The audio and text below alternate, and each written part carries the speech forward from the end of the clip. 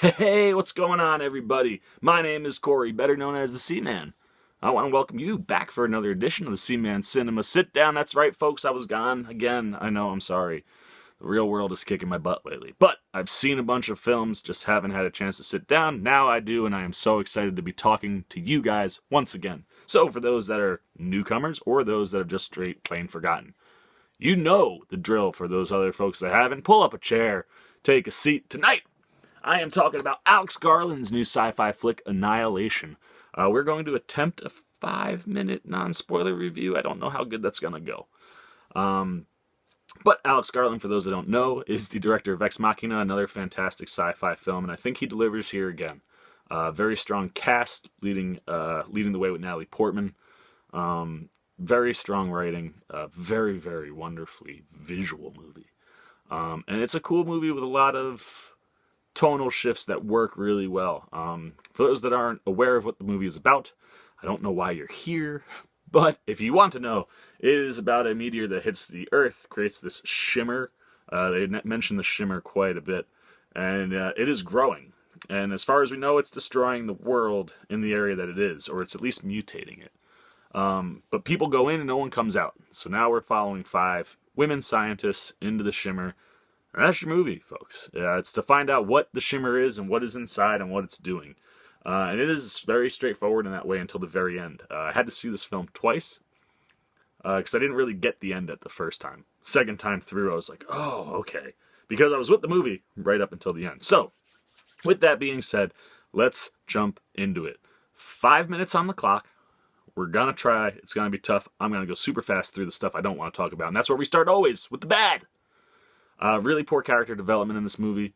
They're very unique female characters. They are described with one sentence each. Like, here's this person, here's this person, here's this person, here's this person, here's this person.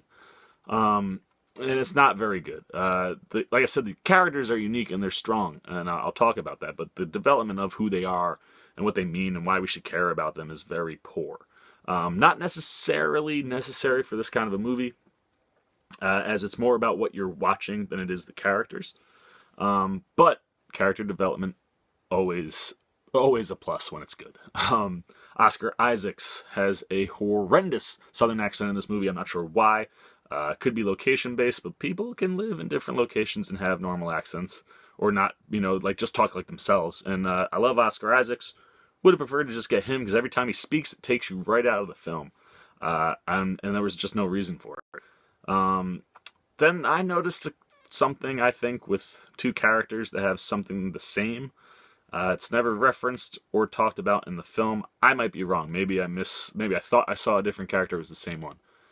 I'm putting it in my bad column because I was curious. I want to know what it was about. If I'm wrong, I'm sorry. And then the ending. I don't hate the ending, but I'm putting it in this in-between, the bad and the good. Because a lot of people were not a big fan, including the studio. It was only released theater-wide in the States because they wanted Alex Garland to change the end. He didn't, and everywhere else in the world, it went straight to Netflix. Some people definitely agree with the studio. I'm not one of those people. Yes, would it have been cool to get a twist ending in a movie that felt like it was going to get a twist ending? Sure. But an ambiguous, straightforward ending I was okay with, and it made sense in the movie, so I don't hate it. And since I don't hate it, that means I'm talking about things that I like? Maybe? Yeah, that's right. We're talking about the good. Like I said, the depiction of women is actually something I like in this movie. Alex Garland does a great job depicting these 5 women. They're all very unique. They're all very strong. Natalie Portman, Jennifer Jason Leigh, Gina Rodriguez, Tuva Novotny, Tessa Thompson. Rock stars in this movie. They are all fantastic despite poor character development. And I love the role reversal. This is a movie that feels like it could be 5 guys. And it feels like a movie that we've seen with 5 guys before. But we get to see it with 5 women, and they all have a unique perspective. And I really enjoyed that aspect of the film. I also love the film's tone. This movie is unnerving right from the start. The way it's structured, it is told through Natalie Portman in an interview. And we go back and forth between the interview and her story. Or at least what she can remember. And right out the gate, we find out that they were gone for 4 months, and they only had rations for 2 weeks. So one of the first questions Benedict Wong, who does all the interviewing, asks, and she goes, This isn't really a spoiler, but mild spoiler. She goes, I don't remember eating. Felt like we were there a couple days, maybe a couple weeks. Right out the gate, man, the first 5 minutes, you're like, oh man, okay, whatever this is doing, it is altering everything.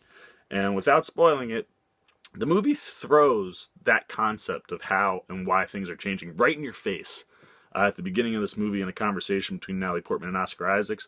Very, very cool when you pay attention to it.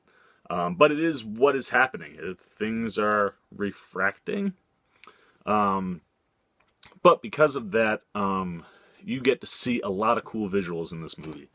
And that because of that refraction and stuff is beautiful, but it is unnerving and creepy and eerie too. Some of the animals and the way they've mutated, there's like a deer, but it's got flowers on its antlers. There's an alligator with teeth that look like a shark, and a bear that doesn't quite look like a bear.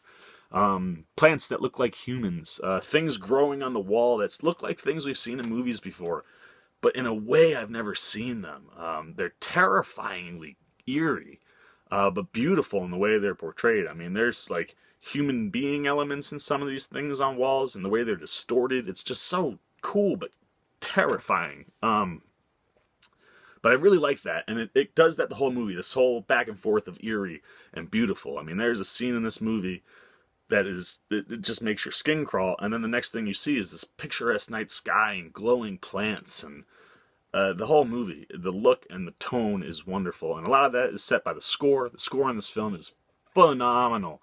When you are supposed to be squirming, the score picks it up so that you are definitely like, oh man. But it's wonderful. The climax of the movie is really where it shines, and I love it. Like I said, the look, come Oscar time, the score, the set design, this stuff is what's going to be looked at because it's so early in the season we might forget about the rest of the movie. But oh man, I mean, we are really going, you gotta love how the movie looks. And we've hit 5 minutes. So folks, you're getting overtime with the Seaman. We're almost at the bottom. I mentioned a scene, and I mentioned the creatures and the DNA and the way things are mutated, and there are 2 scenes in this movie. One that features a direct mutation, one that features a mutated type thing. Both of them are horrifying. One is kind of a crazy person hostage situation that gets interrupted by a bear creature. And it is, for my money's worth, maybe the best horror sequence I've seen all year long. And that includes all of 2017, because 2018, very early on. You squirm the whole time, and it's executed perfectly. The climax of this movie has something to do with another creature, and same thing, man. You are just squirming. But at the same time, you're like fascinated, and you can't look away because it looks so cool. Really enjoyed that aspect, but if you cut those 2 sequences out all by themselves, they could be standalone short horror films.